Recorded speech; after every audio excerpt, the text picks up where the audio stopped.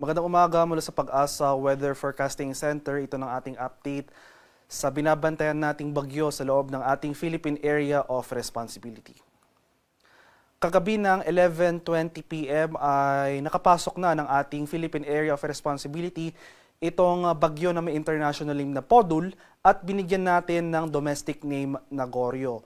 So latest location natin para kay Goryo kaninang alas 4 ng umaga. Nasa layo ito ng 1,305 km silangan ng extreme northern Luzon. Isa pa rin itong severe tropical storm na may taglay na lakas ng hangin na malapit sa gitna no umaabot ng 110 km per hour at pagbugso no umaabot ng 135 km per hour.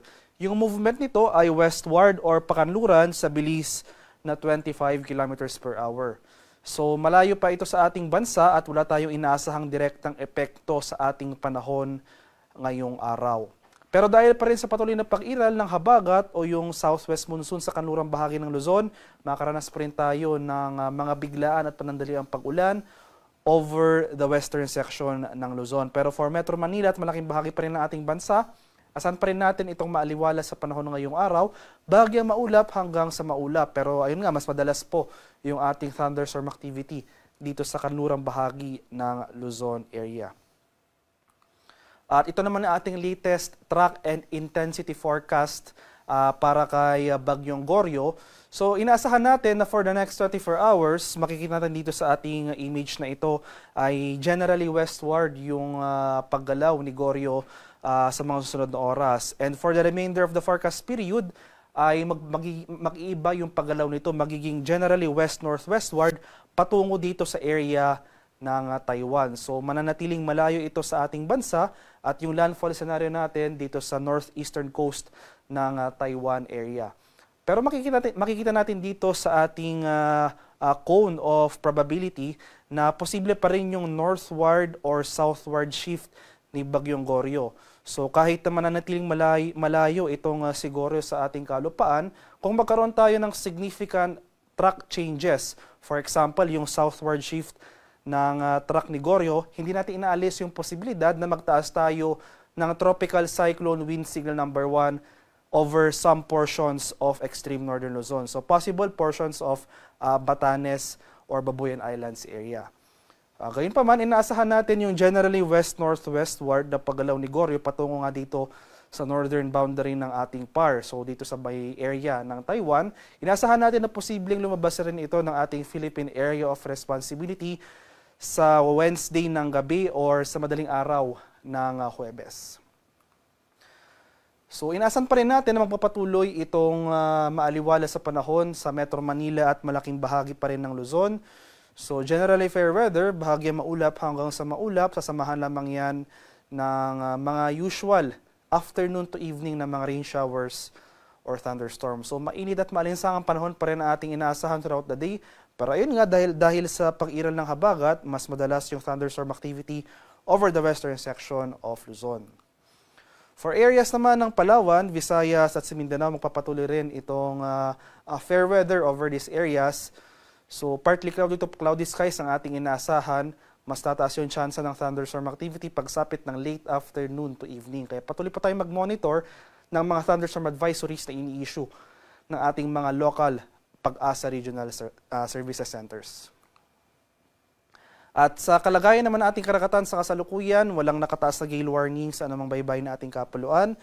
At banayad hanggang sa katamtamang pag-alon ang ating mararanasan sa malaking bahagi ng ating bansa. Gayunpaman, iba yung pag-ingat pa rin sa ating mga kababayan na maglalayag sapagkat kung meron tayong offshore thunderstorm activity, ito yung mga pag-ulan sa ating mga dagat baybayin. Asahan natin yung bahagyang pagbugso ng mahangin.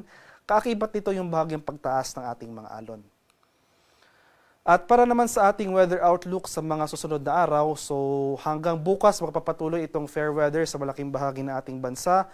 Generally fair weather, pero hindi nangangahulugang wala na tayong pag-ulan na mararanasan. Posible pa rin yung mga biglaan at panandaliang pag-ulan sa dakong hapon o sa gabi. Pagsapit naman ng Miyerkules, inaasahan pa rin natin yung normal na pag-iral ng habagat o yung southwest monsoon. Yung papalapit na Bagyong Goryo dito sa northern boundary ng ating PAR, hindi natin inaasahan na palalakasin or ma-enhance yung pag-iral na ating habagat.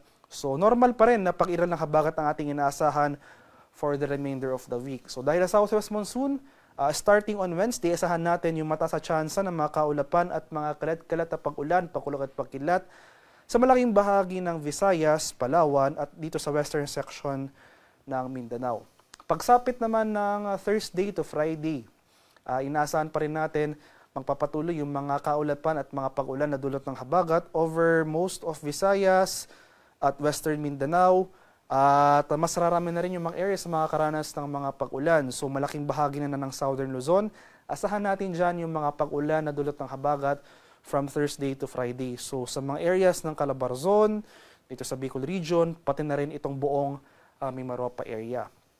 At dahil nga, kung hindi natin tinatanggal yung posibilidad ng southward shift o yung southward shift ng track nitong si Bagyong Goryo, inasan pa rin natin yung tsansa ng mga kaulapan na dulot ng trough o extension na nasabing bagyo over portion of extreme northern Luzon. So itong area ng Batanes at Cagayan, kabilang na dyan ng Babuyan Islands. From Thursday to Friday, posible rin tayo makaranas dyan ng mga kaulapan at mga pag-ulan. So inulit ko po, no? So kung magkaroon man tayo ng significant changes sa track scenario, for example nga yung southward shift ni Bagyong Goryo, hindi natin inaalis yung posibilidad na mag-issue tayo ng tropical cyclone wind signal number 1 over portions of extreme northern Luzon. So patuloy tayong umantabay ng mga updates sa pinapalabas ng Pag-asa ukol kay Bagyong Goryo. Yung susunod nating tropical cyclone bulletin para sa bagyong ito ay ilalabas natin mamayang alas 11 ng umaga. At para sa karagdagang impormasyon tungkol sa ulat panahon, lalong-lalo na sa ating mga localized advisories, yung ating mga rainfall advisories or thunderstorm advisories, ay follow kami sa aming social media accounts at DUST_Pag-asa. Mag-subscribe na rin ko sa aming YouTube channel sa DUST Pag-asa Weather Report at palaging bisitahin ang aming official websites sa pag-asa.dust.gov.ph at panahon.gov.ph.